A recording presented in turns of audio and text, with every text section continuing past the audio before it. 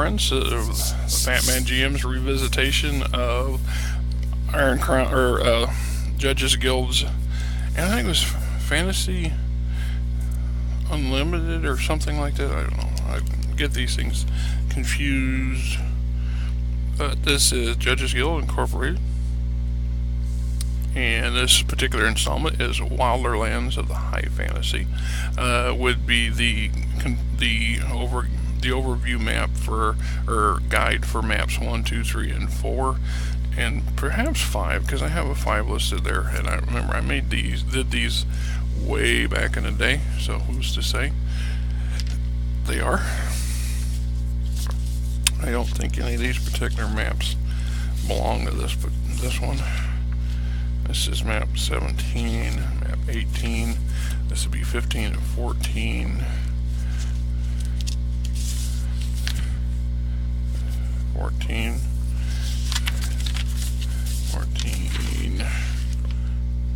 Map 11. Their maps, the way they map this stuff out sometimes. Then there's map 12, and on the back of it is map 13. I don't have any of those earlier maps. That kind of bugs me a little bit, but what can you do, right? We can only do what we can do, and what we can't do.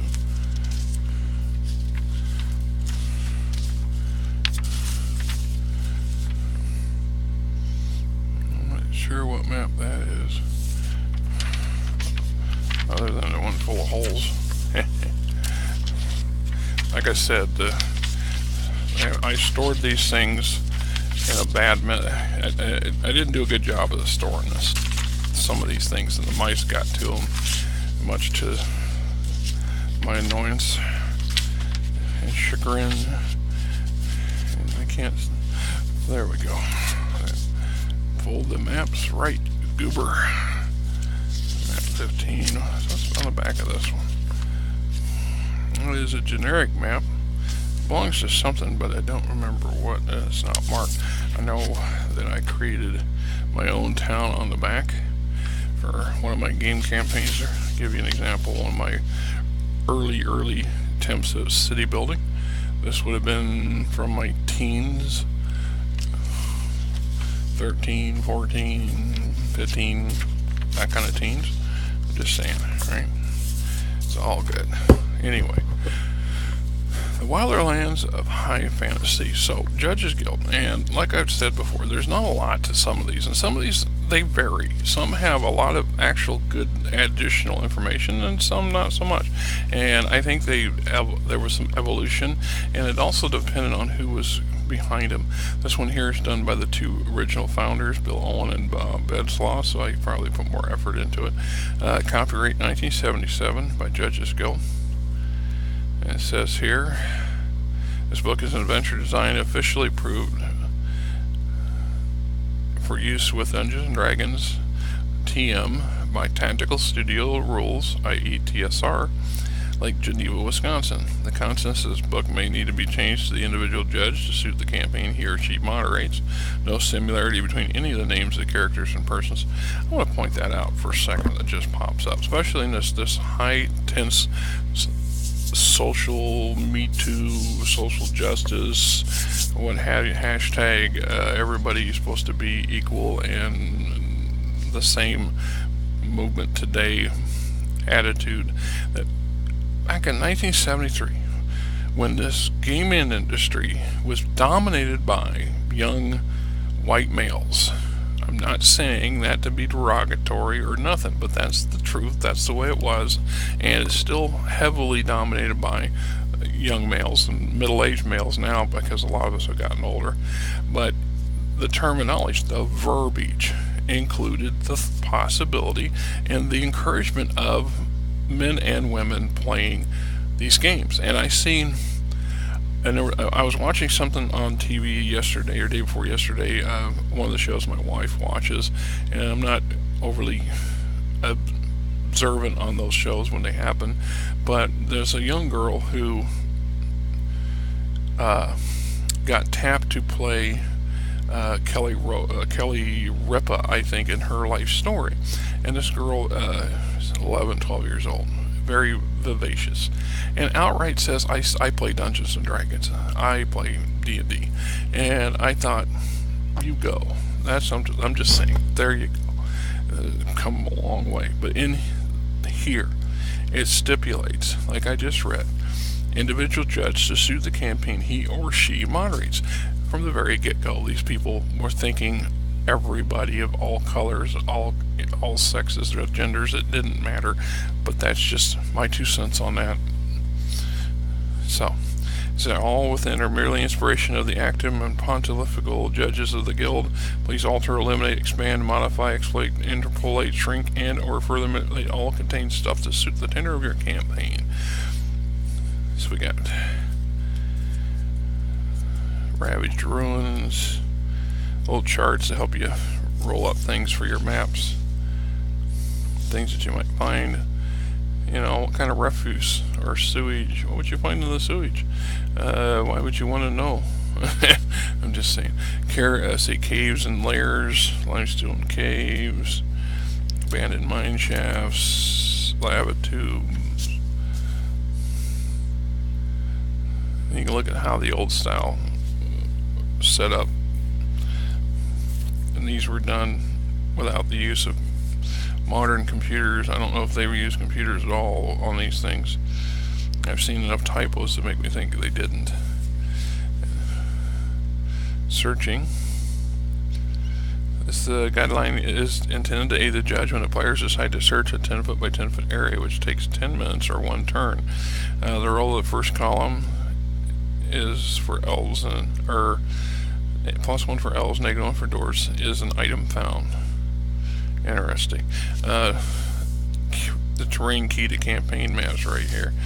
This is the style I chose to create maps whenever I can, and I have always tried if I'm doing a map by hand. And if I have the time to do a map digitally, and I can use this type of key and icons, I'm going to do so because I like them and I'm familiar with them. And it's like I said, it's the style that these maps, they're beautifully made. And later maps, like the ones that Iron Crown Enterprises uses for MERP, same idea. They got similar ideas from this earlier work, and this is based off of real world cartography map making stuff, so it's would be recognizable by anybody who knows how to read a map, which oddly enough is becoming a rare thing these days, which is thanks to GPS and technology, right? Ruins and relics, citadels and castles. These are just random, they're not random charts, but they're charts used to help you locate things and do things on a large scale for your maps. Ruins and relics, citadels and castles, lurid lairs. These are locations to be found on the maps, on these maps that come with this particular source book. Keen sighting, which we touched again previously in Tyrannus and hydrographic terrain. I also did prosperous prospecting, this is also just basically cut and paste and copied. You can see the overview of how all these maps are connected. Here's a section on hirelings. Now, if you go back to the early editions of D&D, AD&D, they have sections on hiring mercenaries and on hirelings and followers, because if your charisma gets to a certain level or your levels get to a certain level, so you can attract followers and you can hire people. And this is one of those very early set of rules where the ones that are in the more modern D&D books originated from this sort of stuff. They weren't in the red book. No, I think there was a version. I don't know, I'd have to ask Rob if they were in white book. I don't think they were, but this stuff here all relates to white book and red book, or the red box set for D&D in the very first edition of AD&D. Hireling is any creature, including men, directly controlled by a player. This exempts creatures controlled by a player's hireling, who may have his own loyalty problems. It said non-player character cut-ups. I was reading this one the other day, and I completely forgot about it, and I had to take a moment and really consider the value of this one little section to have. If you could add this to your GM, if you're a fan of having a GM screen, making your own, that's the fat cat right there. Yeah, fat cat casting her big shadow. Yes, I'm talking about you. Okay. It's to say, you've got non-player characters as part of your gaming crew. And in any mixed crowd, NPCs can get you in hot water. 50% all encounters are caused by NPCs. They usually choose to insult 1 to 6 levels or hit die higher than their own. The victim of the insult will usually have 2 to 12 friends. Check the reaction of the group. Always roll an 8-sided die for a horizontal roll, blah, blah, blah. So, potentially, they could sneeze on somebody. They can nibble somebody. They can laugh at somebody. They can try to kiss somebody. They can get somebody. They can anger them. They can pet them. I don't think that's PC today now. Jabbed, pushed, dragged, mocked, scratched, kicked, befriended. Why that would tick off anybody, I don't know. Propositioned, attracted. I'm just saying that it's possible that this is to give some random life to these non-player controlled characters, so that even the GM can't be 100% sure how your NPC associate is going to react in a given situation. And that's what I liked about that. Negotiation, a little chart on dealing with this. This ironically is very close to the system I use for negotiation in my Stellar Frontiers game, and I referenced this to some friends many times. I said, no game made today is truly unique in the aspect that everything in it, its mechanics, has never been done or seen before, because that's just absurd.